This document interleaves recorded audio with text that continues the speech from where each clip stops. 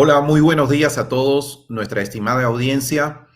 Es un placer darle la bienvenida a este nuevo capítulo de la serie de webinars que organiza y fomenta Talent to Win como parte de sus mensajes de compartir ese conocimiento útil a todo nuestro público en general.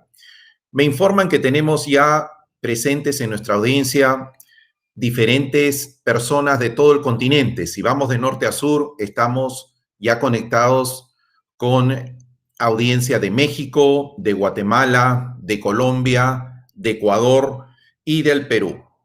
Entonces, vamos para adelante. Vamos a primero presentarnos quiénes somos como Talent to Win. Talent to Win es una empresa, una startup muy joven, apenas tiene menos de un año de operaciones en los mercados latinoamericanos y nos definimos como una startup digital. ¿Cuál es el objetivo de Talent to Win? Talent to Win ha desarrollado y sigue mejorando y optimizando un servicio digital de adquisición de talento. Como sabemos, adquisición de talento es un concepto bastante amplio y que nos permite dar muchos servicios complementarios para finalmente generar ese right fit, es decir, la perfecta concordancia entre la demanda, la vacante que hay en una empresa y la oferta, es decir, el talento. Todos nosotros conformamos ese talento. ¿Cómo lo hacemos? Lo hacemos a través de una mezcla muy balanceada entre tecnología de última generación, donde incluimos características muy actuales como la inteligencia artificial, el Big Data, BI, la robótica en los procesos, etcétera. Pero toda esa tecnología la ponemos al servicio del talento humano. Siempre hay un factor humano. Tenemos un equipo muy senior de consultores con más de 20, 25 años de experiencia que se nutren, se sirven de toda esa tecnología para poder dar el mejor servicio al cliente. ¿Y quiénes son nuestros clientes? Nuestros clientes son todas aquellas empresas ágiles que buscan salir adelante en esta nueva era post pandemia y que desean expandir sus negocios no solamente en el ámbito local de sus propios países, sino ¿por qué no hoy en día todos tenemos esa posibilidad y esa capacidad de trasponer nuestras fronteras y extender nuestros negocios a lo largo de todas las tres Américas? Pero dentro de ese propósito de expandir nuestros negocios, encontramos pues una barrera que hoy cada vez se vuelve más grande, que se denomina la escasez del talento. ¿Qué es la escasez del talento? Es esa brecha que cada día se va haciendo más grande. Una vez más, entre la demanda, las empresas tienen que caminar muy ágilmente, hemos dicho, tienen que enfrentar nuevos retos, tienen que generar nuevas experiencias al cliente y por consiguiente demandan nuevas competencias duras y blandas por parte de sus colaboradores. Y el talento muchas veces no va al mismo ritmo, entonces eso es la escasez de talento, esa brecha que se va generando entre la demanda y la oferta. Pero bueno, ya posteriormente podremos seguir ampliando estos conceptos que van en beneficio de nuestros clientes, que son las empresas, y de otros clientes que también son los candidatos. Entonces vamos ahora directamente también ya al tema de hoy. Como sabemos, a través de toda la información que les hemos brindado en nuestras redes sociales, hoy día vamos a tratar el síndrome de Hubris y su impacto en el clima laboral. ¿De qué se trata el síndrome de Hubris? Es un tema muy interesante que ahora lo vamos a focalizar en el tema laboral. Sin embargo, cuando ustedes vean el desarrollo a través de nuestro expositor, verán que es un tema que también nos puede afectar en nuestra vida personal. He ahí la importancia. Y básicamente, ya nuestro expositor nos lo dirá en detalle, tiene que ver con el desarrollo de nuestras habilidades blandas. Hoy en el mundo remoto, a pesar de que es un mundo ya no tan presencial, sin embargo, esta demanda por habilidades blandas que puedan a su vez habilitar desarrollos ágiles en las organizaciones es cada vez más creciente. Entonces, ese desarrollo nos lo va a hacer nuestro expositor. Posteriormente, terminando la exposición, tenemos un espacio abierto para las preguntas del público. Ya hemos recibido varias preguntas a través de nuestras redes sociales. Sin embargo, si ustedes desean hacer preguntas, pueden utilizar el chat acá de YouTube y nos podrán hacer llegar todas las dudas, todas las consultas que tengan a bien hacer. Y como cierre, como cierre de este webinar, vamos a llevar a cabo un sorteo entre todos los asistentes registrados para que puedan acceder a un proceso de reclutamiento y selección en forma gratuita. Y antes de ir ya hacia el desarrollo de la exposición de nuestro expositor, veo que acá hay varios saludos, tenemos gente que ya nos está atendiendo, escuchando, muy interesada de los países que he mencionado, más Canadá, y nos hemos ido hasta el sur, hasta la República de Chile. Vamos entonces ahora a hablar un poquito acerca de nuestro expositor, como decimos tradicionalmente, nuestro keynote speaker. Se trata del señor Juan David Tous Ramírez, un comunicador social y periodista de profesión. Juan David tiene una experiencia muy vasta, tiene más de 3 décadas de experiencia, básicamente enfocadas en negociación internacional, administración y también desempeña la docencia universitaria. Como antecedente profesional anterior, Juan David desempeñó por 11 años el cargo de gerente de comunicaciones en la corporación Manpower Group en Colombia. Juan David es colombiano de origen y asimismo ha desarrollado, fruto de su curiosidad profesional, múltiples investigaciones y campañas, todas relacionadas con un tema que es cada día más importante, cuál es la gestión del talento humano. Estamos muy orgullosos, muy contentos de contar contigo, Juan David, esta mañana, así que te cedo la palabra. Adelante, te escuchamos. Muchas gracias, Juan. Muy buenos días a todos, o bueno, hola a todos, sin importar la hora. Para mí es un gusto estar compartiendo con ustedes este tema. Es uno de los que, pues, como decía Juan, he podido investigar a raíz de mi trabajo con Manpower Group y con trabajos posteriores. Y bueno, esto ha sido de especial interés para mí porque pues las experiencias que hemos tenido desde Manpower Group incluían, por ejemplo, el ver a las personas hacer fila una noche entera para una feria laboral. Eso era muy triste. Entonces, por ejemplo, hicimos una investigación sobre los estereotipos de la edad en el mundo del trabajo. Hacíamos también, lógicamente, la expectativa de empleo que se hace cada 3 meses, etcétera. Y posteriormente a Manpower Group, pues tuve la oportunidad de meterme de lleno en este tema del síndrome de Hubris porque pues me pareció bastante curioso y porque lo hemos visto tanto a nivel de gobierno como a nivel corporativo. El síndrome de Hubris o la enfermedad del poder. Fijémonos en esto. Esas ínfulas con las que las personas caminan, ese swagger con el que pueden empezar a comportarse una vez tienen un puesto de supuesto poder en vez de servicio, ¿no? Estamos hablando entonces de lo que se llama subírsele los humos a alguien. Esto sucede muy comúnmente. Y José de San Martín lo inmortalizaba en una frase: la soberbia es una discapacidad que suele afectar a pobres infelices mortales que se encuentran de golpe con una miserable cuota de poder. En la naturaleza humana parece estar esto presente de forma inevitable, que haya cambios de comportamiento cuando tenemos posiciones de liderazgo de poder. Y entonces ahí tenemos que ponernos a pensar, cuando tenemos liderazgo o poder, ¿lo hacemos para qué? ¿Para que nos sirvan, para que nos den, para que nos ensalcen o para prestar el servicio que tenemos que prestar como profesionales a raíz de esa posición que estamos ocupando? Eso es un riesgo psicosocial. Es muy común oír hablar del riesgo psicosocial que tienen los trabajadores, el estrés, el tema del transporte, las largas distancias, el tema de no tener tiempo para las reuniones de los hijos en el colegio, etcétera.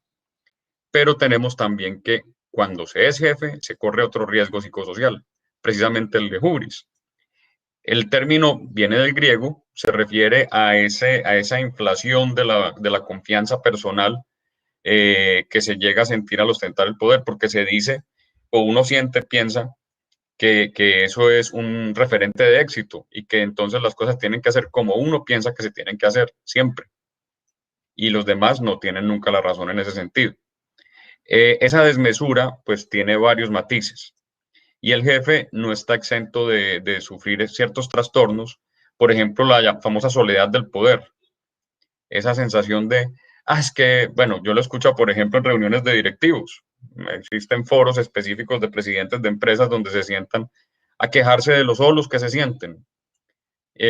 O no, es que no me corren, es que no me hacen caso, es que no son como yo pienso, no son como yo quiero. Eh, o también, por ejemplo, todo el mundo está interesado, o sea, la gente nunca es sincera conmigo porque siempre quieren algo, buscan algo. Obvio, pues estamos hablando de un mundo de transacciones en la parte corporativa. Entonces eso muchas veces pues va hacia el lado de la paranoia, ya ven enemigos en todas partes. Tentaciones también, tentaciones de hacer lo que quieren, porque cuando uno tiene el poder, si uno, por ejemplo, lo muestra, por ejemplo, hay películas donde muestran al presidente de un país que cada 3 minutos, tengo ganas de tal cosa y llama, señora tal, ¿usted me puede hacer por favor un pollo a la no sé qué? O sea, todo es como yo quiera en el momento que yo lo quiera. Y esto pues va llevando a que se convierte el puesto de esta persona en una feria de privilegios y no en un servicio profesional, que es lo que debería ser.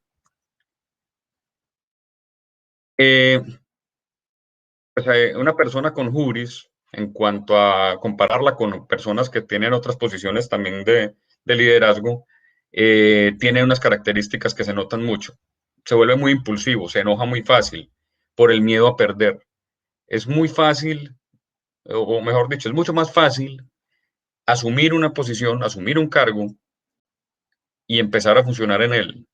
Y se siente satisfacción al principio, pero luego de un tiempo se empieza a generar un temor a perderlo y empezar a perder los privilegios que trae el cargo. Y eso va generando en la persona un comportamiento absolutamente desaforado, lo va sacando de las realidades. Entonces empieza a experimentar paranoia, porque todo me puede empezar a quitar el puesto, me puede empezar a quitar el poder que tengo.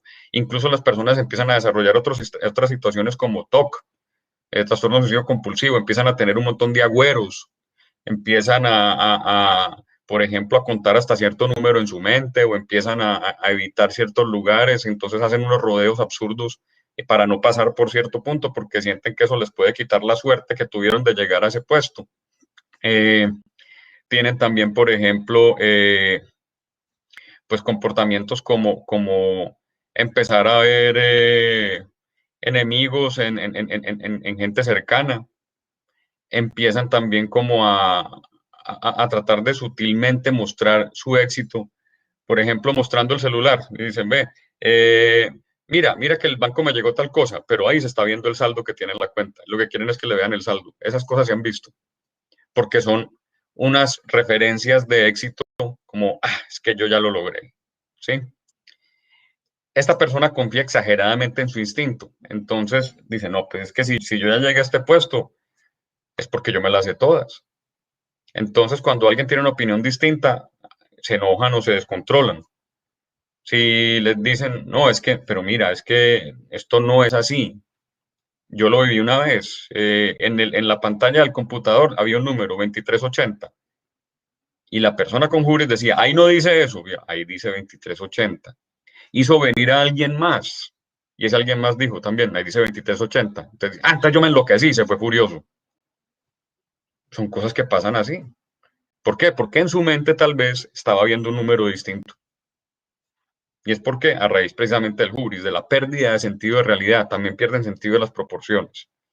Quien lo contradice lo está ofendiendo a nivel personal. Esta persona al final del día me llamó y me hizo el reclamo porque lo había hecho quedar supuestamente en ridículo por haberle dicho que decía 2380 y que los demás también vieron que era 2380. Entonces, no, la próxima vez, si yo digo que no dice 2380, entonces no dice 2380. Y yo, bueno, esa clase de cosas suceden, por absurdas que suenen.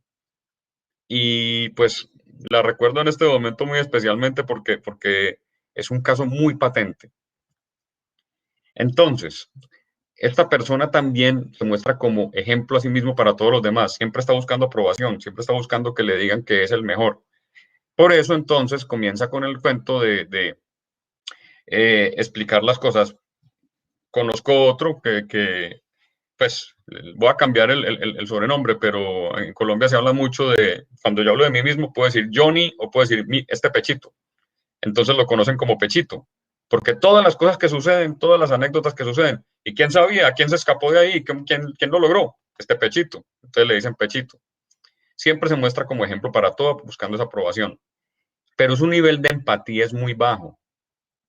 Incluso es muy común encontrar en este tipo de jefes que cuando, por ejemplo, los trabajadores viajan y las empresas de aerolíneas tienen las millas, los planes de millas, por ejemplo, empiezan a decir, bueno, a ver, el trabajador viaja, el trabajador madruga, el trabajador pasa 2, 3 días fuera de su casa, el trabajador le entrega a la empresa mucho más tiempo del que debería, en teoría.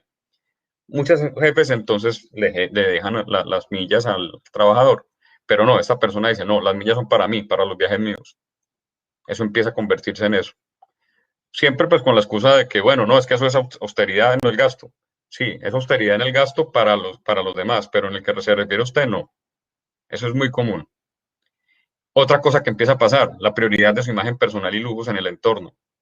Entonces, por ejemplo, pues obviamente la oficina más bonita suele ser la del jefe, pero a veces el contraste es demasiado grande.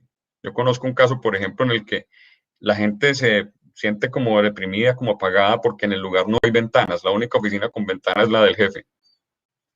Sí, pero no es nada difícil ponerle ventanas a los otros. Es una cuestión pues de manejo. Pero entonces no, yo solo pienso en mí, los demás son instrumentos para yo lograr mi objetivo. Está siempre predispuesto ante rivales y contradictores, sí, amenazado, desafiado continuamente, o sea, paranoide. Tiende al aislamiento, siempre dice que está ocupado, tráiganme soluciones y no problemas. Yo tengo mucho que hacer.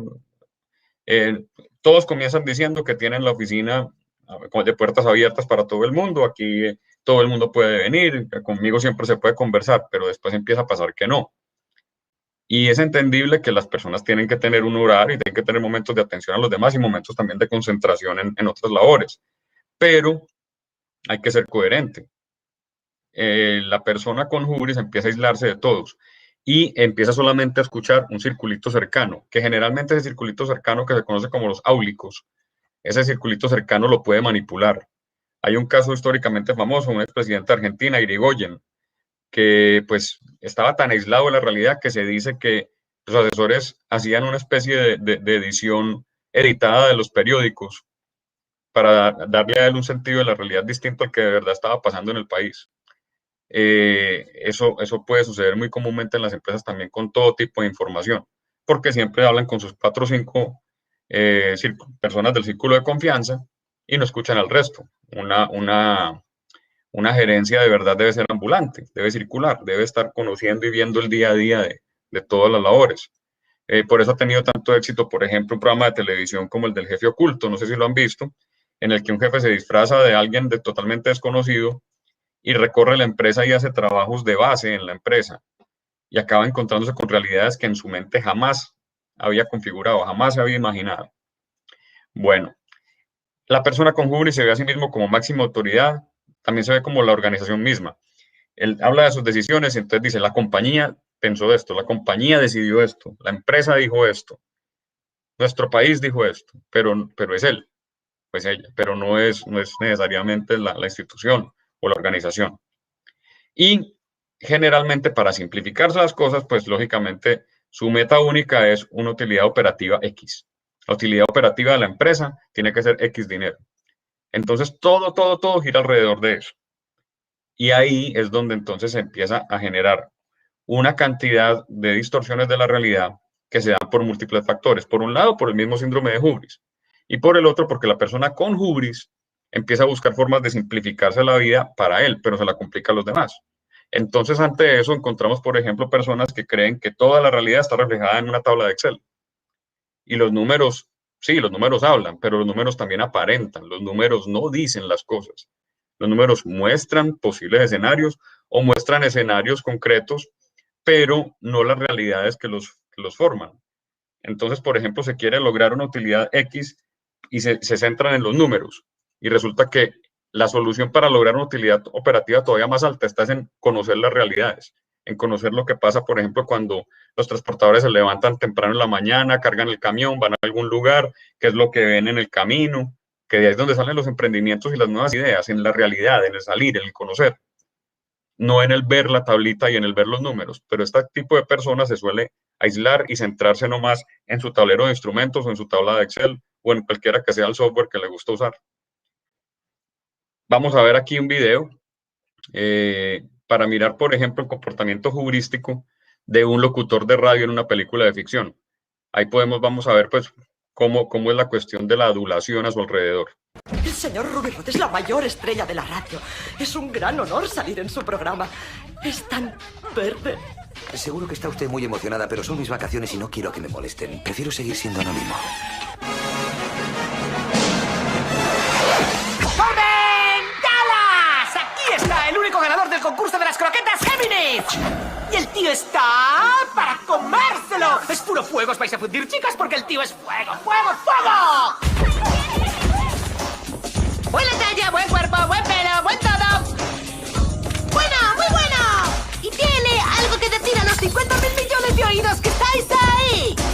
¡Dispara, man! Hola. ¡Es increíble! ¡Temblad, chicas, temblad! Porque va a prender fuego el mundo. Aquí de 5 a 7 sabréis todo lo que hay que saber sobre el Disman. Sus sueños, sus deseos, sus intimidades más íntimas. Y por lo que puedo ver, íntimo es el boda de este bollito. Y cuéntame, machote. ¿Estás nervioso, hermoso? No mucho.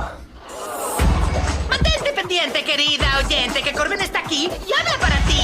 Ayer era una rana, pero mañana será el príncipe del paraíso. ¡Esto!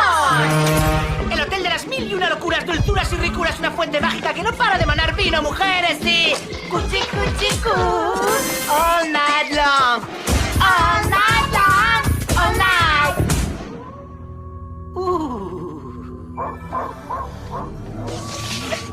Vela viendo los sellos, nena, porque este tío va a hacer que le quieras escribir a mamá. Aquí vas que seré tu voz, tu lengua. Y no dejaré ni a sol ni a hombre más sexy del año, T-Man, tu hombre. Mi hombre. Fin de la transmisión. Muy bien, Rudy. Hasta mañana a las 5. ¿Cómo ha ido? Algo ha sido tan verde. Absolutamente. Me ha llegado hasta el alma, ¿sabes lo que te digo? ¿Qué tono de verde? Oh, súper verde, verde cristal, cualquier clase de verde, ¿entiendes? Verde que Eso, quieras, brillante, verde verde árbol, esmeralda, con verde, todo, verde, todo verde, verde, verde, ha precioso, sido. ¿sabes?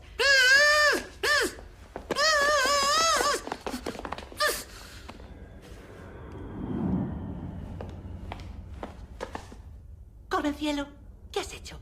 ¡Ha estado mal! No tenía nada, ni fuego, ni energía, ni nada. Yo tengo que llevar el show, ¿sabes? Ya de ese pa, pa, pa.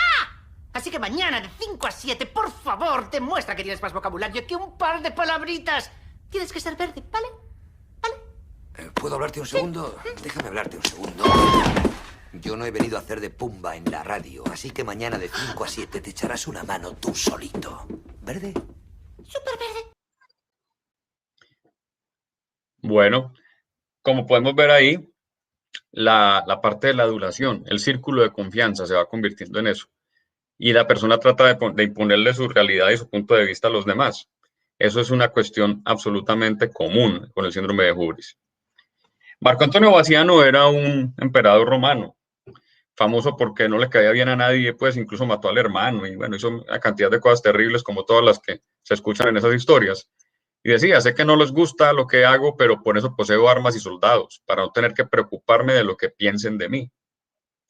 Así se van volviendo, se va generando en la persona un sentido de aislamiento, pero también un sentido de grandeza, un delirio absolutamente de grandeza que va aislando a los demás.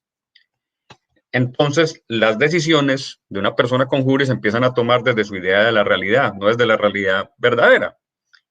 Utiliza el cargo para satisfacer su vanidad y eso empieza a convertirse en un verdadero peligro. Y claro, lógicamente las cosas que salgan mal nunca son culpa de él, son de los demás. La gente a su alrededor empieza a trabajar con inseguridad y miedo. Y cuando las personas trabajan así, empiezan a equivocarse más y más y más. Los desaciertos aumentan, las decisiones son cada vez peores, el desempeño es cada vez peor y la pérdida de valor va mostrándose, lógicamente, en la organización. La gente tratando de complacer al jefe cuando es hubris, empieza a cometer más errores. Además que muchas veces el tipo dice una cosa hoy y otra cosa dice mañana, entonces es muy difícil complacerlo, porque siempre va a tener algo de qué quejarse con respecto a la gente que está a su alrededor. Los expertos dicen en general que quien tiene hubris es la antítesis de lo que un líder debe tener de verdad. El carisma, encanto, poder de persuasión, autoconfianza, habilidad para correr riesgos y para inspirar a la gente. Son puras competencias blandas. Y es muy común ver, por ejemplo, cuando tú tienes un vendedor muy bueno y lo pones de supervisor de ventas. Y muchas veces él es muy bueno vendiendo, pero es muy malo en cuanto a la empatía con los demás. Él ve clientes y es empático con los clientes, pero no con sus pares. Los pares son competencia. Entonces eso empieza a generar, fuera de que hay sentido de competencia, que eso aumenta la paranoia del hubris, se genera el hubris porque yo tengo poder sobre ustedes, entonces van a hacer lo que yo diga. Eso, por ejemplo, es una situación muy común. No siempre el mejor vendedor o el mejor en alguna labor es el mejor para supervisar a los otros. El mejor para supervisar a los otros es el que le saca a los demás lo mejor de ellos. El hubris se conoce como enfermedad del poder. La persona ve lo que quiere ver y lo impone a la fuerza. Y quien piense distinto no está a su altura o no sirve para la organización. E incluso lo dicen, no me sirve. Así de sencillo. Vamos a mirar cómo está presente aquí el tema de pérdida de valor, sin entrar en problemas políticos, pero es que es muy evidente el caso de cómo una persona dice un discurso cuando está a punto de asumir el poder y ya estando en el poder cambia su comportamiento diametralmente. Veamos el caso del coronel Hugo Chávez. Comandante, déjeme hablarle sobre el miedo que usted genera en muchísimas personas. En el exterior hay gente que le tiene miedo. Usted sabe eso, ¿no? No sé por qué. Bueno, primero, dicen que no es demócrata. ¿Usted está dispuesto a entregar el poder después de 5 años? Claro que estoy dispuesto a entregarlo, no solamente después de 5 años, yo he dicho que incluso antes, porque nosotros vamos a proponer aquí una reforma constitucional, una transformación del sistema político para tener una democracia verdadera, mucho más auténtica. Si, por ejemplo, yo a los 2 años resulta que soy un fiasco, un fracaso, o cometo un delito, un hecho de corrupción o algo que justifique mi salida del poder antes de los 5 años, yo estaría dispuesto a hacerlo.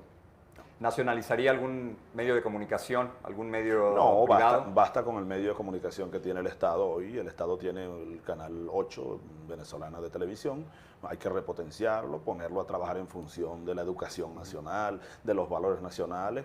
Los demás canales, yo tengo las mejores relaciones con ellos, con los medios de comunicación. Deben seguir siendo privados. Más bien estamos interesados en que se amplíen, se profundicen. ¿No hay intención de nacionalizar absolutamente nada? No, absolutamente nada. Incluso hemos dicho, nosotros estamos dispuestos a darle facilidades aún más de las que hay a los capitales privados internacionales para que vengan aquí a invertir en las más diversas áreas: agricultura, agroindustria, petroquímica, industria gasífera, todo lo que es el desarrollo del país, que tenemos vea que tenemos un proyecto bastante ambicioso que necesitará de la inversión privada. Yo aprovecho para hacer un llamado a todo el mundo. Yo no soy el diablo, yo soy un hombre que va con los mejores lazos de hermandad a trabajar conjuntamente con todos los países de América Latina, de Norteamérica y del mundo entero. La última pregunta de Cuba es esta. Si para usted Cuba es una dictadura o no es una dictadura. Sí, es una dictadura. Sí, es una dictadura. Sí, pero no puedo yo condenar a Cuba. ¿Sabe? Hay un principio de derecho internacional que es la autodeterminación de los pueblos. Los pueblos deben darse sus gobiernos o deben hacer sus propias historias. Yo no puedo desde Caracas, sentado aquí, empezar a juzgar a los gobiernos y a los pueblos del mundo.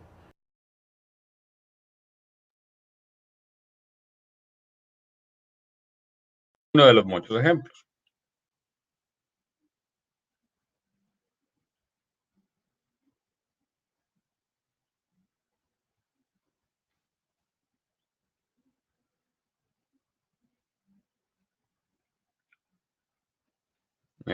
Víctor, ¿me ayuda con el segundo video, por favor? Trabajadores, a la dignidad de la clase obrera venezolana, que no se dejen manipular por los explotadores. Da tristeza como algunos trabajadores de la Polar. Mendoza, te acepto el reto, ¿sabes? Vamos a ver quién aguanta más, Mendoza. Vamos a pulsear, pues. A ver. Tú con tus millones y yo con mi moral, Mendoza. Porque tú eres un ricachón, tú vas para el infierno, para el cielo no vas. Más fácil será que un camello pase por el ojo de una aguja a que un ricachón como tú, Mendoza, vaya al reino de los cielos. Y este es el reino del pueblo. Te acepto el reto, Mendoza. Vamos a ver quién aguanta más. Si tú con tu Polar y tu riqueza, y yo con mi pueblo y con mi dignidad de soldado revolucionario, te la acepto, Mendoza. Ok, está bien. Sigue manipulando trabajadores, y poniéndoles un número en el pecho, como si fueran prisioneros, que lo que da es vergüenza. Pero bueno, son los trabajadores, Barragán, desclasados. No, los trabajadores esos de la Polar, que no son todos, por supuesto, que salen con un número en el pecho, criticándome a mí ahora, defendiendo al burgués, defendiendo a quienes los explotan, a sus hijos. Deles vergüenza, pues, si es que tienen algo de vergüenza. Pero yo invoco a la verdadera clase obrera venezolana a la guerra económica contra la burguesía. Bueno, entonces aquí estamos para demostrarlo con hechos. Decía José Martí, la mejor forma de decir es hacer. Bueno, aquí estamos, en apenas un año y un poquito más, año y medio. Esta empresa que estaba quebrada y fue quebrada por la burguesía, vienen los trabajadores, porque no soy yo. Pero bueno, no importa, vengan contra mí la metralla de la burguesía. Vengan, yo me la trago, me la trago. Son ustedes los que están tomando el control de la producción, señor alcalde de Valencia. ¿Cómo está usted? El alcalde de Valencia, el vicepresidente. Ahí tenemos, pues, ejemplos claros de cambios de comportamiento totalmente opuestos. Sin embargo, normalmente no se considera que el síndrome de Hoover sea una patología, una enfermedad, sino un comportamiento temporal de quien llega al poder. Es un impulso transitorio narcisista y la misma situación de poder lo dispara. Se suele terminar cuando la persona deja el puesto, cuando la persona pues pierde esa posición de poder, sea porque se vence su periodo, por el tema del retiro forzoso, pues la jubilación, etcétera. Y es muy común ver cómo muchas personas que tienen estas posiciones tan altas, una vez llegan a la jubilación, caen en depresiones. Es algo muy tremendo, porque les cambia la vida totalmente. En el caso colombiano, por ejemplo, el conductor de en Colombia decimos cacao, los cacaos son los directivos de las grandes empresas, le decía al jefe, yo estoy muy preocupado con su salida, doctor. Y el señor le decía, bueno, ¿por qué no? Si usted no pierde su puesto ni nada. Y yo, no, me preocupa usted, porque es que usted no sabe hacer nada. Y verdad que no. O sea, usted no sabe hacer una vuelta en el banco, usted no sabe manejar un computador, usted no sabe nada, o sea, usted todo se lo hacen. Y la persona, pues, cuando salió del puesto, a raíz del consejo de su chofer, comenzó a aprender cosas muy comunes para el resto de las personas, porque este señor había sido directivo por muchísimas décadas y sí, todos se lo hacían. Muy curioso.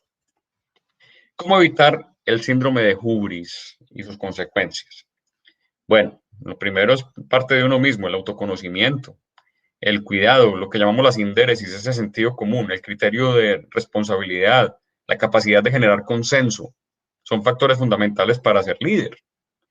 Y cuando uno simplemente está usando la organización para reivindicarse de sus traumas de niño o de sus ambiciones personales, pues cae muy fácilmente en el hubris. Uno tiene que ser precisamente la persona que aprende a ser líder, la persona que aprende a generar en los demás inspiración y consenso, que va canalizando recursos y que va generando en las personas un sentido de norte claro. Eso genera valor. Entonces es muy obvio que que cuando yo empiezo a pensar en mí, empiezo a cambiar el rumbo de la organización. Y en mi mente yo digo, es que la organización soy yo, el Estado soy yo, ¿no? Y no es así. El líder necesita empatía, autocontrol y paciencia, una paciencia más allá de lo normal, una paciencia altísima. Tiene que ser firme, pero también saber delegar. Tiene que dejar a la gente experimentar, equivocarse, corregir. No se puede convertir en alguien que genera terror.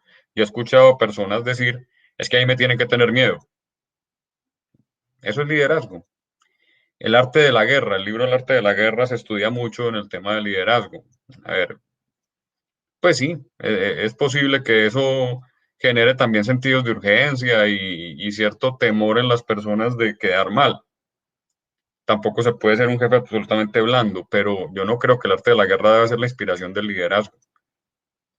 En fin, eso es una cuestión pues que va muy lejos, incluso en ambientes académicos. Yo he escuchado, por ejemplo, profesores de MBA dando el libro El arte de la guerra como una especie de ejemplo a seguir, el príncipe de Maquiavelo, etcétera. Pues bueno, habrá que ver las consecuencias de eso, porque es que generar valor no solamente es generar una utilidad operativa X, como decíamos ahora, sino generar valor en general de la organización, la parte del prestigio, lo que llamamos el goodwill hacia la organización, que en últimas es lo que se refleja, por ejemplo, en los valores en la bolsa, o en general, pues en la percepción del público y el prestigio de la empresa. Entonces hay que cuidar los dos aspectos, el aspecto de la utilidad operativa, pero también el aspecto de la utilidad social de la empresa y la utilidad en general en cuanto a prestigio, goodwill. Un buen líder es mentor de sus colaboradores, quien cree en ellos, responde ante las decisiones difíciles con humildad. Hay que tomar a veces decisiones difíciles, pero hay que hacerlo de forma humana. Dan la cara en las buenas, en las malas. Es muy común en el protocolo empresarial, por ejemplo, que las noticias buenas las tenga que dar el directivo y las malas alguien de menor rango, para no afectarle la imagen directamente al directivo. Eso, pues, está muy revaluado porque ustedes le pagan por ser el directivo, precisamente, para malas y buenas. También el ejemplo es clave. Una persona solamente puede liderar a través del ejemplo. Si solamente dice cosas en tercera persona o se las achaca a sí mismo, obviamente eso no se nota como un ejemplo a seguir. El ejemplo tiene que ver con el hecho de mostrar cómo también sabe hacer lo que tiene que hacer, cómo se comporta ante las adversidades, cómo hace que la gente que se siente en un momento dado golpeada o en problemas, a través del ejemplo de él se repone y sigue produciéndole a la organización. Esto es clave. Un líder idóneo logra metas a través de gerenciar los recursos. Generar marca empleador, por ejemplo, lo que llamamos marca empleador, es la capacidad de tener y retener el mejor talento. Esto tiene que ver con el ejemplo, como decíamos, con la ética, con el debido proceso de las cosas, el due diligence, con encontrar las formas más creativas de generar sostenibilidad a largo plazo para la organización y generar un clima laboral en el cual la gente se sienta a gusto, porque así la gente es más productiva. Hay que saber cuándo dar un poquito de garrote, cuándo dar zanahoria. Es una cuestión de equilibrios. Y al jefe no se le debe hablar solamente en cuanto a sus resultados económicos, sino también en cuanto al clima laboral y la generación de valor en cuanto al goodwill de la empresa. Porque si, digamos, un banco X logra una utilidad operativa de X billones de dólares, pero el clima laboral es tan terrible que ha habido escándalos, por ejemplo, de corte sexual o de corrupción, ese valor se cae. Y muchas veces estos escándalos tienen que ver con el síndrome de hubris. Cuando hay, por ejemplo, ahora, por ejemplo, que están cayéndole encima a Bill Gates en su divorcio, entonces se habla de que no, que en el pasado tuvo comportamientos que indebidos con una ingeniera, etcétera. Esas cosas hay que cuidarse de que no pasen cuando uno es líder. ¿Por qué? Porque es que empiezan a hacerlo porque pueden. Recordemos otro caso famoso, pues el de Bill Clinton con Mónica Lewinsky. O sea, esa clase de escándalos se dan porque pues el poder es muy afrodisíaco y muy adictivo y pues genera una afectación total de la imagen de la organización. Y uno como directivo no es la organización, pero sí la representa. Entonces tiene que ser absolutamente impecable en lo público, sin dejar de ser humano, pero tratar de ser el ejemplo a seguir. Ese liderazgo pasa por el ejemplo. Entonces, en cuanto a gestión humana, tenemos que detectar los casos de hubris y actuar inteligentemente, porque el jefe es el que suele tener más poder en el conflicto. La distancia al poder entre un empleado y él es alta. La persona con hubris se va alejando cada vez más hacia arriba del resto de la gente. Y esto pues hace que haya abusos que después se pueden reflejar en cuanto a demandas y situaciones así que la empresa tenga que responder. En los procesos de selección se pueden incluir herramientas de detección de la propensión de los candidatos a los síndromes como el de hubris y en general al delirio de grandeza. Hay que mantener en el mundo laboral una actitud amigable y conciliadora en lo posible. Hay que saber negociar, sí. Hay que ser firme a veces. Hay que saber manejar el conflicto. Y el síndrome de hubris es un generador de conflicto, entonces hay que manejarlo. Ayudar a los líderes a crear y mantener un clima laboral necesario para la productividad, para que la gente conviva tranquila y la gente también se desarrolle, la gente crezca, porque la persona con hubris no quiere que los demás crezcan. Eso lo hace sentir menor. Y lógicamente, pues la paranoia lo aumenta más. Lo que llaman la espada de Damocles. El rey Damocles sentado en su trono y resulta que alguien le dice, yo quiero ser rey por un día o algo así. Entonces le dice, venga, pues siéntese ahí. Se sienta la persona en el trono y cuando mira hacia arriba hay una espada muy pesada colgada de una crin de caballo. Y dice, pero qué miedo, qué terrible es esto. Y yo, claro, es que eso es lo que pasa cuando uno está sentado en el trono. A uno siempre alguien lo quiere matar. Alguien siempre lo quiere remover de ahí. Y eso, pues esa es la famosa espada de Damocles. Y en el tema corporativo o en el tema de las organizaciones, pues sí, cuando una persona tiene hubris, vive temiendo continuamente la pérdida del poder.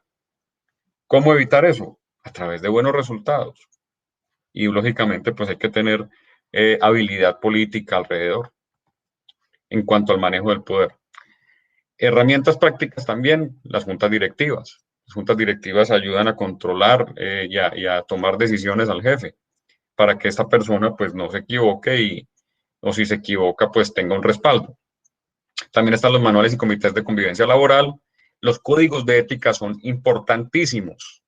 En el mundo de los negocios hay mucha gente que ensalza la falta de ética. Incluso hasta hace relativamente poco era común, por ejemplo, no tener como delito el soborno a funcionarios públicos en otros países para lograr contratos, por ejemplo. Todas esas cosas han estado cambiando con el tiempo y más recientemente estamos siendo más conscientes, al menos en la teoría, de que eso no debe ser. Y si nos fijamos en la prensa, cada vez son más comunes y más seguidos los escándalos. Hay que evitar eso. Pero lo principal, las competencias blandas más básicas. Empatía, bondad, sentido común, esa bonomía, esa capacidad de entender a los demás y al entender a los demás, saber cómo liderarlos. Está la megalomanía. Es un trastorno de personalidad que se relaciona con el narcisismo. La persona siente que tiene poder, omnipotencia, ¿sí? Es una obsesión con la grandeza de sí mismo. Y esto hace que la persona busque continuamente autogratificación. Se relaciona mucho con el hubris. Buscan continuamente atención y ser ensalzados. Es típico. Un caso de megalomanía famoso histórico, ahí lo tenemos, Adolf Hitler. Es una persona histriónica, antisocial, es una persona para quienes los que no sean como él hay que desecharlos del todo, incluso exterminarlos. Y entonces el Tercer Reich, ¿cierto? El nacionalsocialismo, yo soy Alemania, yo soy la raza superior. Ahí está el caso. La persona con este comportamiento pues va aislándose de la realidad, como decíamos antes, y siente que no le debe responder a nadie por sus actos, solamente a Dios o a la historia. Siempre dice, no, que me juzgue la historia. O ya veremos qué pasa después. Incluso he escuchado a algunos haciendo chistes de, así termina en la cárcel, pero esto tiene que ser así o así. Ahí tenemos casos. Otro trastorno relacionado es el Dunning-Kruger. El Dunning-Kruger, aquí me equivoqué, perdón, con este link, el link no es, pero es fácil de encontrar en Google el efecto Dunning-Kruger. La persona muchas veces al tener síndrome de Hubris y perder sentido de la realidad, va aislándose de esa realidad y del conocimiento de esa realidad. Entonces, su ignorancia aumenta, pero él siente que sabe más. Entre más sabemos sobre algo, entre menos sabemos sobre algo, más nos sentimos que lo sabemos. Eso es una especie de mecanismo de defensa. Y le pasa mucho a una persona con hubris. Es muy común que entonces empiecen a discutir o a imponer cosas absurdas porque para ellos eso de lo que no saben, sí lo saben. En su mente sienten que lo saben. Y ahí las consecuencias. En cuanto a Steve Jobs, que es un caso muy famoso, Steve Jobs es una persona que logró una gran innovación.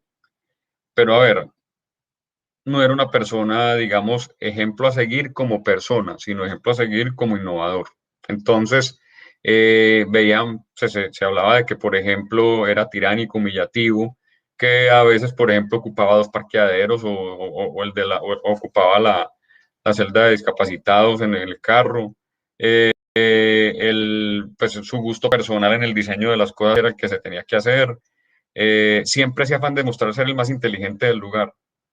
Y sí, él sabía mucho, él fue el gran innovador en su área. Pero, pues, ¿qué tanto logró en su vida con esto? Se enfermó rápido, se murió relativamente joven, sus relaciones familiares eran terribles, precisamente por eso. En cambio, su ex socio, Steve Wozniak, por ejemplo, tiene fama de ser una persona muy amable. Y ahí está, gordito, feliz y saludable, y productivo todavía. Y tenemos un caso famoso en Colombia que fue Adrián Hernández. Don Adrián era mexicano y él fue el presidente de Comcel en Colombia. Fue la empresa más famosa en el momento en el país. A finales de los 90 era el que más anuncios tenía en toda la publicidad del país. Era una persona pues que con el tiempo empezó a llenarse de mucha vanidad. ¿Por qué lo traemos a colación? Porque don Adrián, cuando perdió ese poder a raíz de una pelea interna en la empresa con un yerno de Carlos Slim, él mismo, pasado el tiempo, empezó a escribir su libro y a tratar de explicar y de capitalizar como una lección para los demás lo que fue su síndrome de Hubris. Sin embargo, murió por problemas de salud, todavía muy joven, muy solo y muy pobre. Es una historia bastante triste. Cuando lo liquidaron salió con $7 millones, acabó con ese dinero, porque pues estaba tan acostumbrado a los lujos que no podía vivir sin ellos. Sus relaciones familiares también eran terribles, tenía muchísimos excesos a su alrededor, tanto en cuanto a alcohol, mujeres y demás. En fin, él murió en Bogotá después de haber tenido muchísimo poder económico y de decisión en cosas en cuanto a Colombia y el tema de telecomunicaciones. Vamos a ver un pequeño video sobre él. Murió el empresario Adrián Hernández, quien luego de ser el presidente de una empresa de telefonía celular que llegó a ser la segunda más importante de Colombia y también del continente latinoamericano, como lo fue Comcel, cayó en la pobreza a raíz de una enfermedad, malos negocios y los excesos por la fama y el poder. Durante este fin de semana fue hallado sin vida. La historia del mexicano Adrián Hernández fue la de un exitoso empresario, pero también la de un hombre que llegó a la miseria. Como presidente de Comcel estuvo rodeado de lujos y de poder e hizo una de las más grandes negociaciones para traer a Colombia la red 3G. Pero luego cayó en la pobreza, se alejó de su familia y supo que padecía Parkinson. En diálogo con Noticias Caracol contó lo que le ocurrió. Dejé mal mi familia, me enfoqué mucho en el logro del éxito profesional, material y pues cuesta eso realmente. Y después de haber tenido lujos, vehículos, propiedades y viajar por todo el mundo, incluso pasó hambre. Tuve el apoyo de muchos amigos que me ayudaron en lo económico para poder comer, para poder hospedarme. Pero yo creo que es una vida un poquito desordenada. Hace tan solo 2 semanas, Adrián Hernández le concedió una última entrevista al programa Los Informantes del canal Caracol. Me dijeron que era Parkinson y se me cayó el mundo. Duro. ¿Y qué hizo Marta? Dijo, lo acompaño, lo cuido. Pues entre cuidados y pleitos, ahí estuvimos. Mi hijo ya no quería que yo estuviera en la casa, ella tampoco, entonces yo agarré una maletita de chelo que puede salir. La policía y la fiscalía confirmaron que la muerte del empresario fue natural y no violenta. La entrevista con Adrián Hernández podrán verla este domingo en el programa Los Informantes del canal Caracol. Ese es un caso bastante patente. Otra conducta muy común en el juris es, por ejemplo, hablar en tercera persona, pero también llevarlo todo a mí.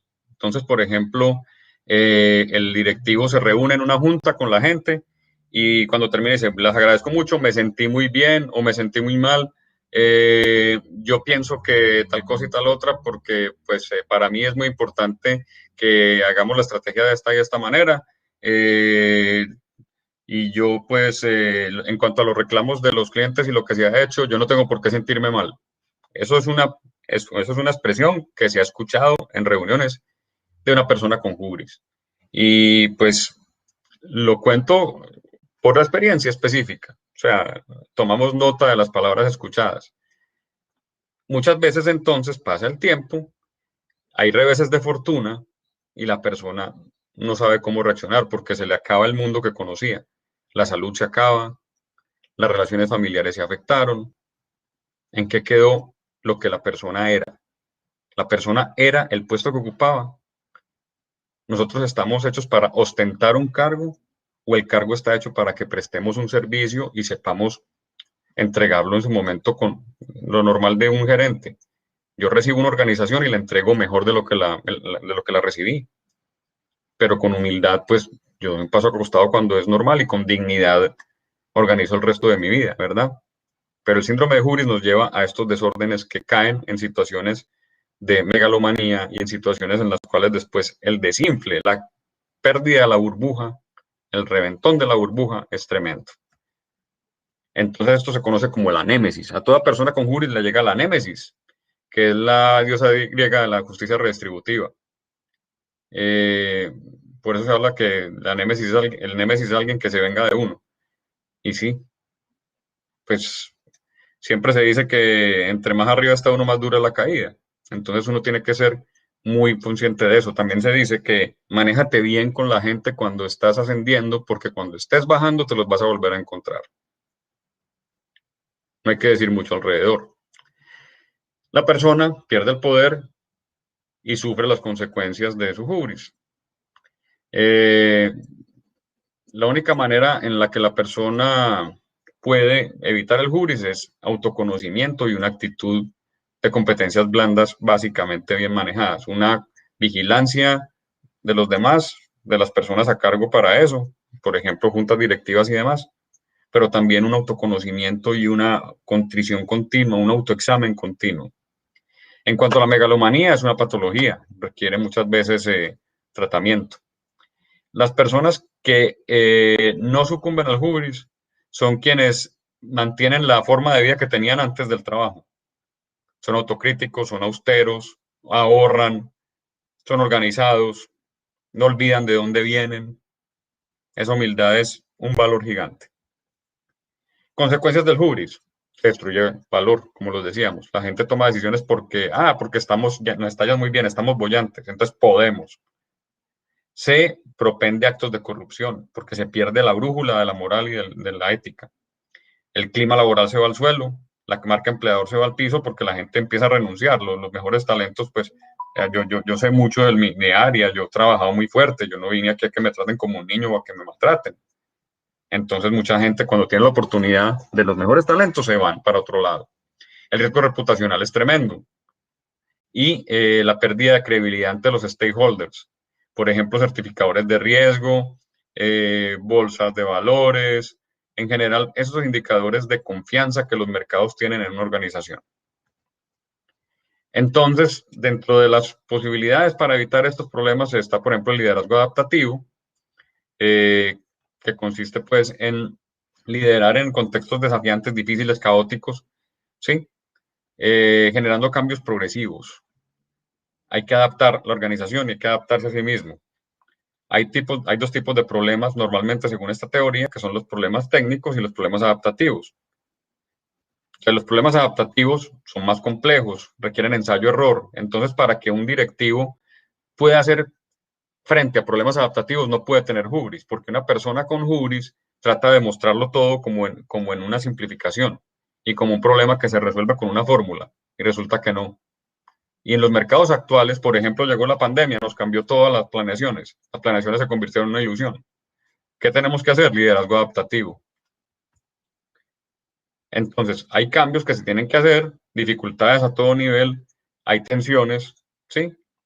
Hay estrés y conflicto. Se necesita que un líder que inspire en medio de un problema adaptativo, en medio de un ambiente absolutamente cambiante. Y para eso se necesita capacidad de abstracción, o sea, tener claros los conceptos de las cosas, tener una visión amplia de las cosas, identificar los grupos y subgrupos en discordia, los grupos de interés y cómo se afectan, y pues lograr entre ellos entendimientos, empezar a encontrar puntos en común y no puntos que separan, porque los puntos que separan generalmente se crecen y forman las polarizaciones. Eso lo estamos viendo a nivel político, por ejemplo, y en las organizaciones también puede suceder. Querer dar soluciones técnicas a problemas adaptativos es terrible. Y una persona con hubris generalmente lo dice, no, es que los números hablan. Yo lo vi en la tabla de Excel, ahí dice que las cifras están en tanto, entonces eso quiere decir que está pasando tal cosa. Y resulta que no. Los números aparentan esa cosa. Pero lo que de verdad pasa hay que verlo in situ. Otra forma de liderazgo importante para esto, liderazgo transformacional, ¿sí? De la teoría de Bernard M. Bass. El liderazgo transformacional implica que tenemos que ayudarle a nuestras personas, a la gente que tenemos bajo nuestra responsabilidad, porque ni siquiera es a nuestro cargo o nuestra potestad, como diría un hubris, sino personas que tenemos bajo nuestra responsabilidad. Tenemos que estimularlas intelectualmente, tenemos que saber quién es cada uno de ellos y su circunstancia, en lo posible, darles inspiración y motivación individualizada, porque eso es saber manejar el ajedrez de la relación laboral para generar valor entre todos. Y ser visto como un buen ejemplo a través de ser realmente un buen ejemplo. Otra cosa que pasa, por ejemplo, en las organizaciones, el efecto eco. Ese aislamiento, solamente veo lo que me interesa. El efecto eco también se conoce aquí en el tema del Internet, porque empiezan a llegarme las noticias que solamente me interesan a mí de acuerdo con el algoritmo. Y empiezo a aislarme de otras realidades y otros puntos de vista. Empezar a buscar en los demás culpables de mis malas decisiones o de mis desaciertos.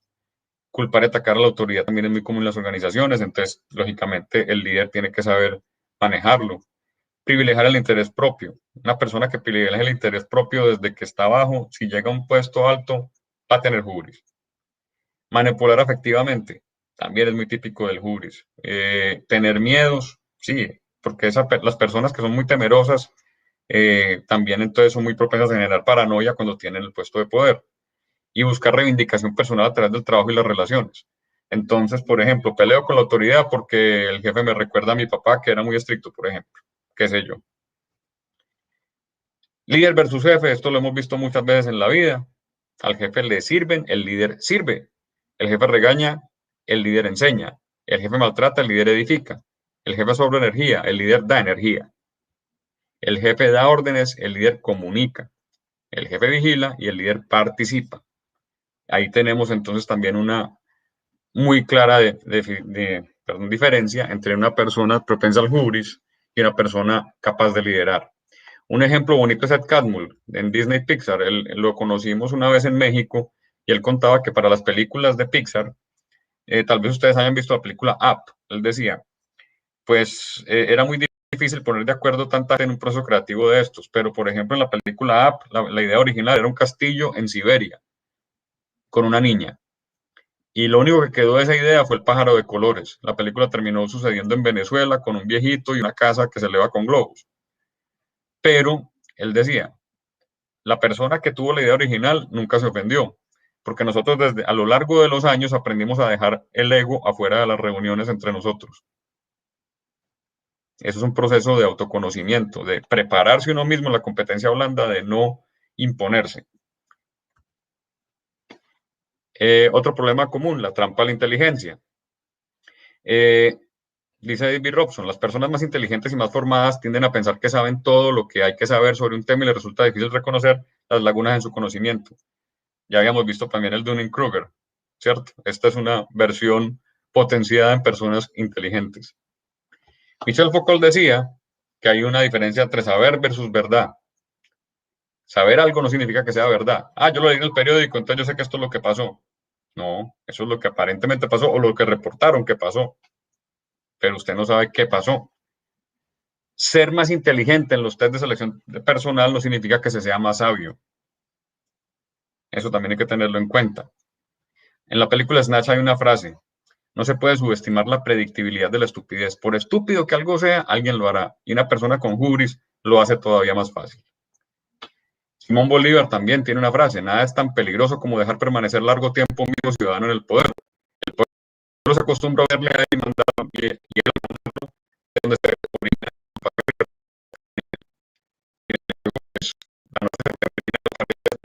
Con que Bolívar se había convertido en un dictador, según los detractores.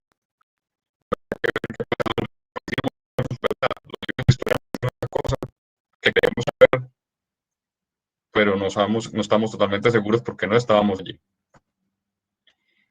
Arthur Schopenhauer: el hombre no puede por sí solo, sino muy poca cosa. Es un Robinson abandonado. Solo en comunidad con los demás. La unión hace la fuerza. Usted como líder tiene que generar cohesión.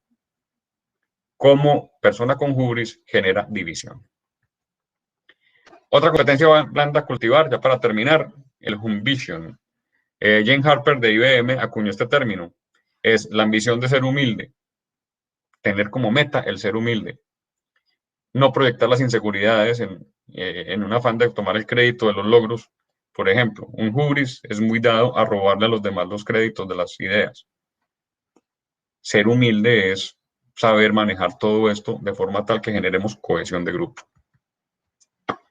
Un vision es la mezcla de humildad y ambición que direcciona a la gente de los negocios más exitosa. Un antídoto al hubris que infecta a muchos ejecutivos. Los líderes más inteligentes son suficientemente inteligentes para admitir que no pueden tener todo el crédito de su éxito.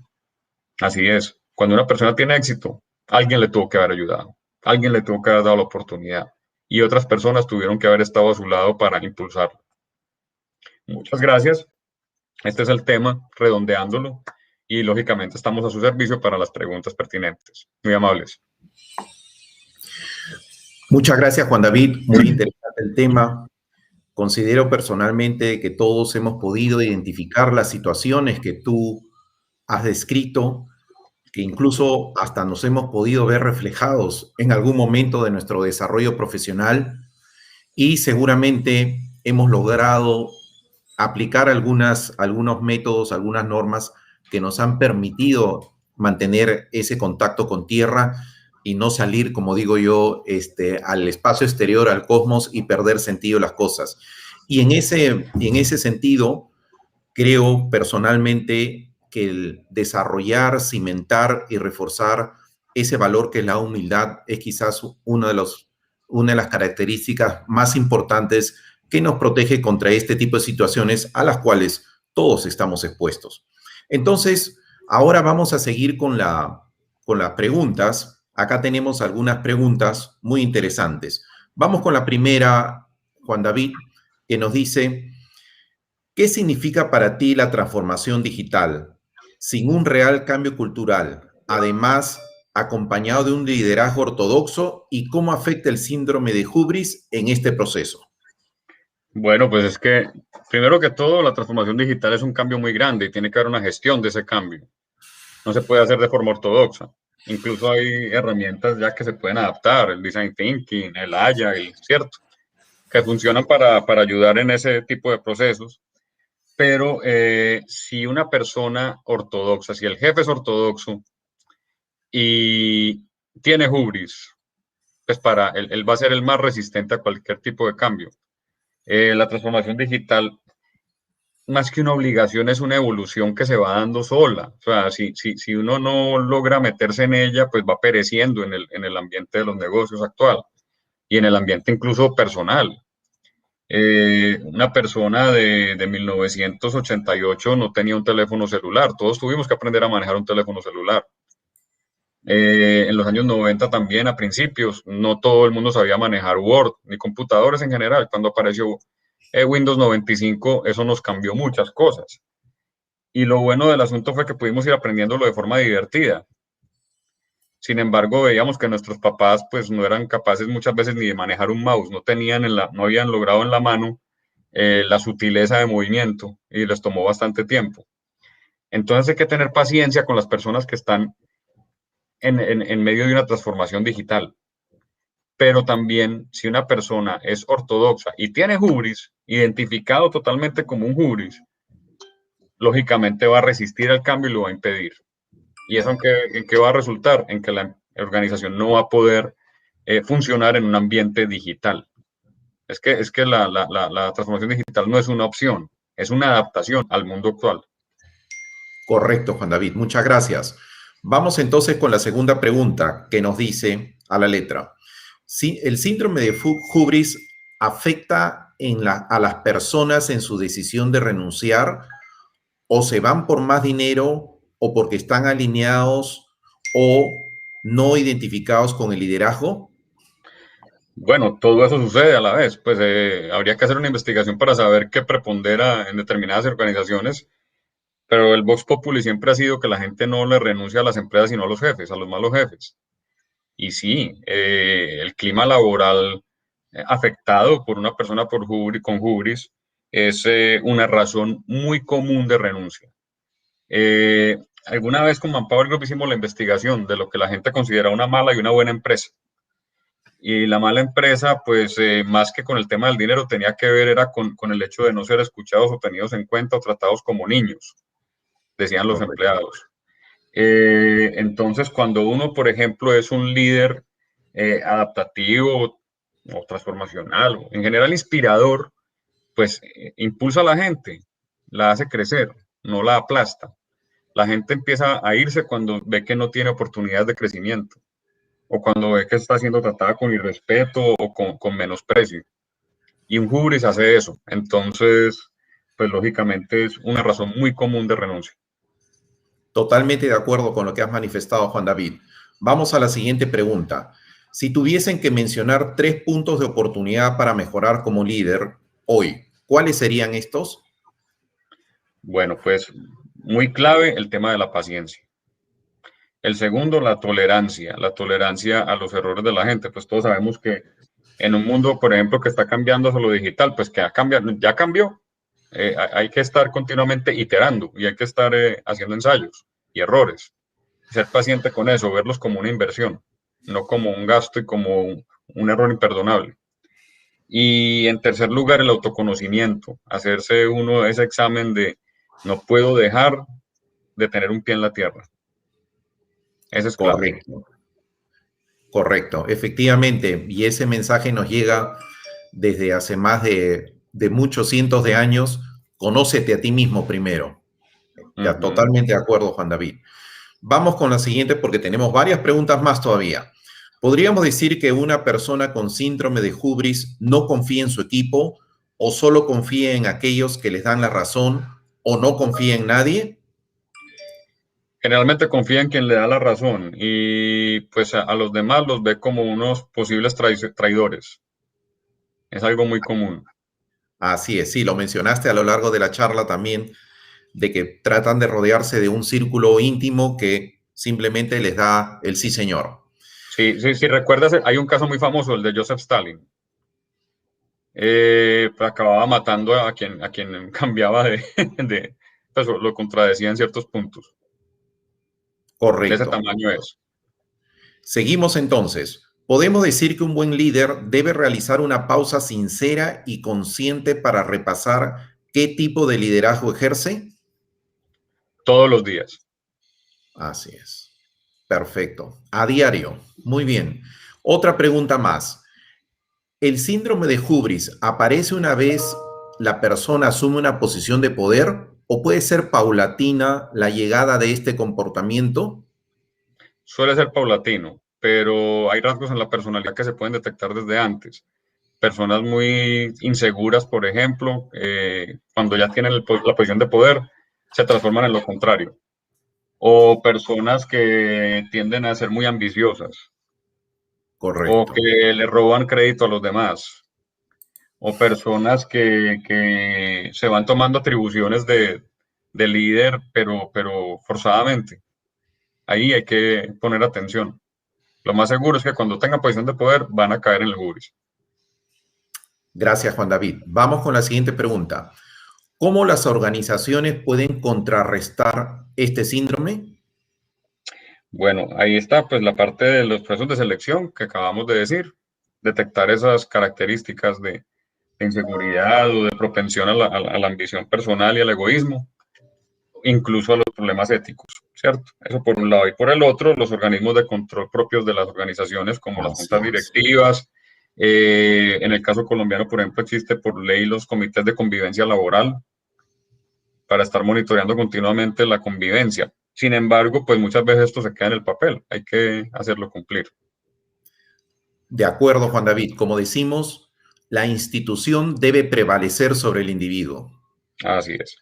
Seguimos con las preguntas. ¿Cómo podríamos prevenir que este síndrome nos suceda o suceda en nuestro círculo de trabajo? Precisamente a raíz del cultivar esas competencias blandas en cada uno. No tiene que ser una cuestión solamente externa, sino que cuando uno es líder tiene que escuchar mucho y también aprender qué escucha y qué no escucha, porque mucho de lo que va a escuchar pues van a ser adulaciones y manipulaciones. Es una cuestión de uno aprender a diferenciar y a tener muy seguros los valores que cimentan su personalidad, aferrarse a esos valores. Eso es muy clave. Hay un caso, por ejemplo, en el cine que seguramente muchos han visto, Michael Corleone en El Padrino. Él se convierte en una persona absolutamente paranoica. Y es precisamente por eso, el poder es tan absoluto y llega un punto en el que, como los demás pueden ser enemigos, entonces acaba matando a todo el mundo, dejando solamente pues a su círculo y convirtiéndose en el capo de capos, en el capo de capi. Eso en términos de lecciones, esa película es bastante patente, bastante interesante. Pero él continuamente también está mirando cómo puede, por ejemplo, mantener funcionando los negocios lícitos. Sin embargo, pues su vida personal y lo demás se va yendo al traste porque precisamente esa posición de poder lo absorbe. También yo recuerdo, no sé si era Emiliano Zapata o Pancho Villa, que el uno le muestra al otro, esa es la silla del poder, ahí es donde usted se va a sentar. Y yo no me siento ahí porque esa silla se apodera de uno. ¿Cierto? Eso implica que uno tiene que saber dónde está parado y no dejar de tener los pies en la tierra y caminar por donde se trazó su propio camino, pero siendo muy consciente de las consecuencias de las decisiones y de los comportamientos. De acuerdo, Juan David. Y yo añadiría en el entorno organizacional que, claro, hay que desarrollar la capacidad de escuchar, pero para eso, para tener una escucha de valor, hay que antes facilitar la capacidad en nuestros colaboradores, en nuestros pares, también, ¿por qué no?, con nuestros superiores, esa habilidad y competencia de poder hablarnos frontalmente, directamente, honestamente, en forma muy transparente. Si logramos establecer un clima de diálogo de esa manera, seguramente entre todos vamos a cuidarnos de no caer en este tipo de situaciones que, como tú lo has dicho, no solamente dañan a nuestra organización, sino que sobre todo tienen un efecto terrible sobre nosotros como personas. Así es. Es muy importante, Juan, perdóname, tener en cuenta el respeto. La palabra respeto es clave ahí, de parte y parte, por un lado. Y por el otro tenemos que dejar una costumbre muy común. Hay una palabra en alemán que es Schadenfreude. No existe en el español, pero el concepto del Schadenfreude es el placer de ver al otro en desgracia o verlo caer. Entonces, ese ambiente de competencia en las organizaciones y de las ambiciones y en general de la competencia hace que queramos aplastar al otro. Tal vez recuerdes una frase muy común en los negocios, aplastar a la competencia. Claro. Listo. Pero también muchas veces en tu carrera en la empresa, entonces aplastar a quien te compita o a quien pueda estar en el camino de tus ambiciones. Eso pues hace que el schadenfreude actúe, o sea, mi afán de aplastar al otro y poderlo ver en desgracia y poderle decir, por ejemplo, te lo dije, o poderle decir te gané. Sí, eso es una parte de la naturaleza humana que una persona que va a liderar tiene que aprender a controlar. Así es. Exactamente, Juan David, como tú dices, es inherente a nuestra naturaleza como seres humanos, entonces tenemos que trabajar todos esos detalles. Y vamos entonces con la última pregunta que nos dice así: como colaborador consciente de que los líderes pueden presentar el síndrome, ¿cómo podemos ser promotores de cambio? Ahí, la cuestión es que en la empresa tiene que haber un control de la distancia al poder.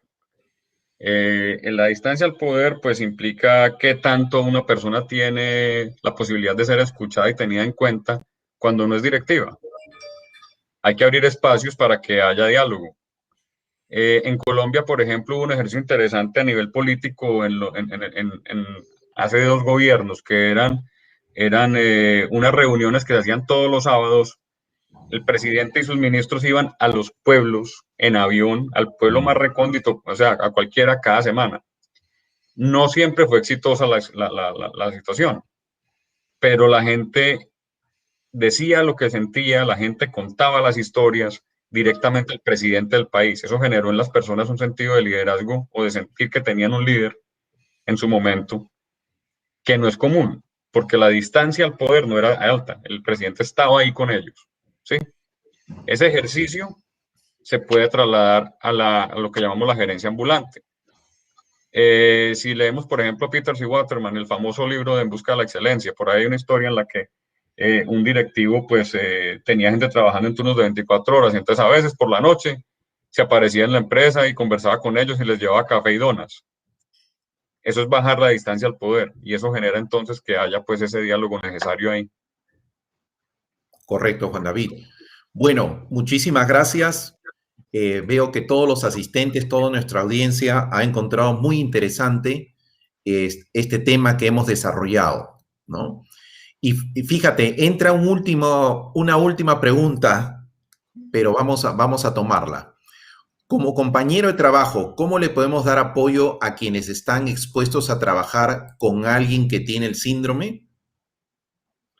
Bueno, eso es una cuestión de apoyo moral, pero también si es del caso y la persona está en una situación de demasiada desventaja, pues ayudarle a conseguir otro trabajo o moverse de ahí.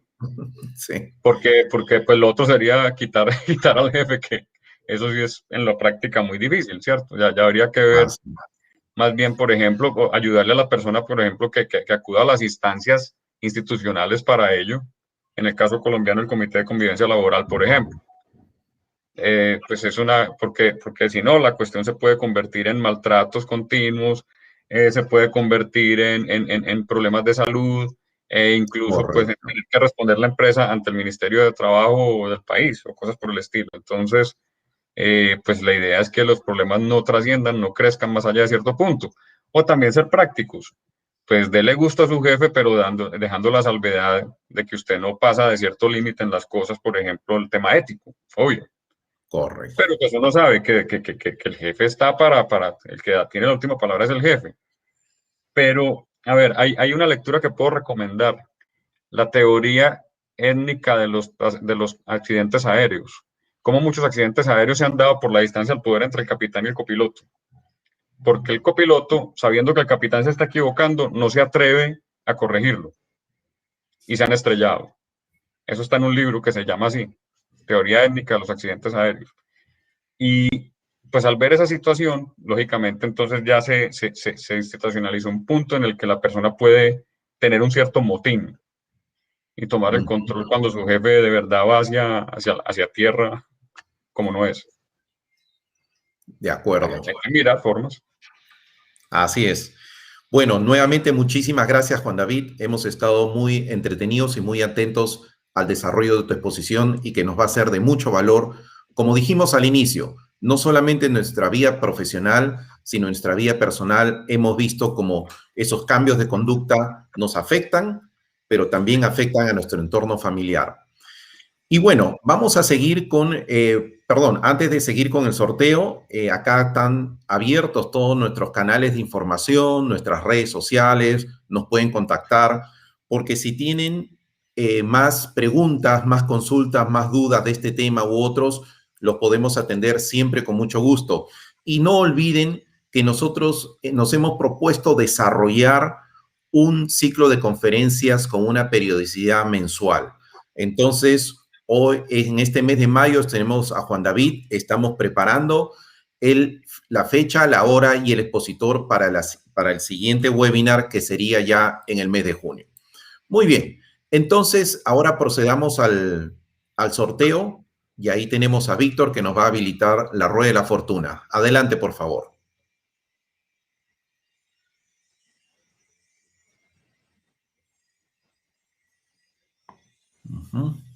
Está bastante cargada esa rueda, se ve que hay una gran cantidad de asistentes.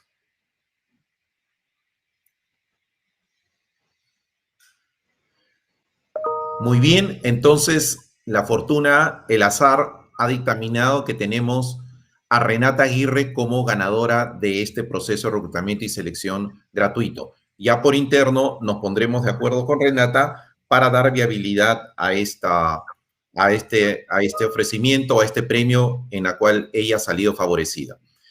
Y bueno, eso es todo. Muchas gracias nuevamente por su amable atención. Ha sido un gusto para nosotros tenerlos acá reunidos. Visítenos en nuestras redes sociales y que tengan un día excelente por delante. Hasta luego.